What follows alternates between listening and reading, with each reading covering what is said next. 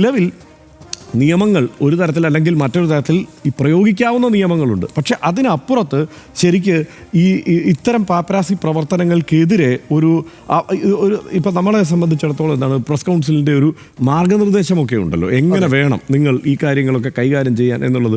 ഒരു മാധ്യമത്തെ സംബന്ധിച്ചിടത്തോളം ഇതിൻ്റെ ധാർമ്മികത എന്നതൊരു പ്രധാനപ്പെട്ട ഘടകമാണ്. ഇവിടെ മറ്റു നിയമങ്ങളിലല്ലാതെ നമ്മളെ നിയന്ത്രിച്ചില്ലെങ്കിലും ധാർമ്മികത എന്നൊരു സംഗതിയുണ്ട്. അവനവൻ നിയന്ത്രിക്കും.